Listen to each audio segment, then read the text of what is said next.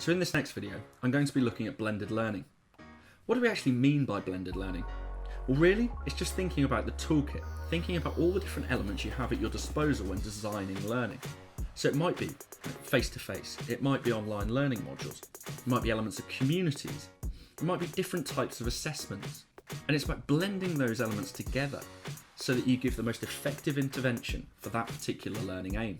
Let's take a traditional 45-minute SCORM course and bung it on the front of a day's learning. Well, fine, but not particularly effective. What we've done for some of our clients is actually to take all the knowledge transfer, so all that teaching element, out of the face-to-face engagement. Instead, we digitise this into small, bite-sized knowledge nuggets, which is delivered to the learners prior to them attending any face-to-face sessions.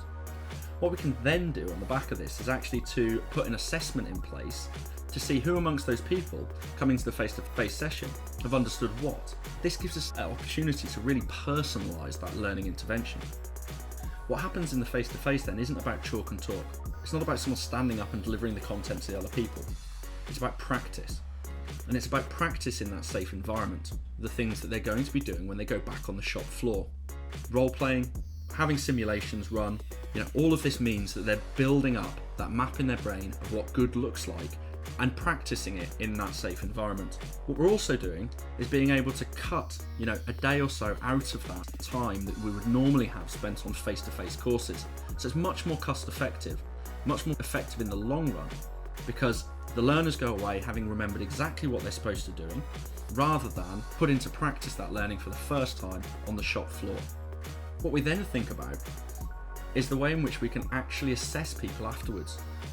So rather than just putting them on a face-to-face course, we get them to start creating their own content and showing us what they've learned when they're back in the workplace. It means, again, they have to teach what they've learned. And we know that teaching is the most effective way of learning. When you can teach it to a range of multiple types of people, then you're an absolute expert.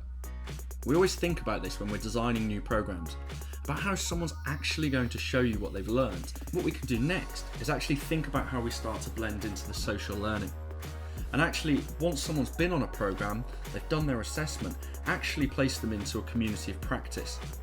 They're going into a community where all the people have already been on that course and they're sharing their stories. They're asking questions, they're sharing their fears, and they're embedding that learning back into the workplace. So rather than a blend just being, here's some e-learning and here's some face-to-face, what we're now talking about is, here's a whole range of different simulations and role plays that can be used to generate knowledge and enhance those memories. Here's different types of assessments which can be used to validly create those memories and really understand the skills that have been created.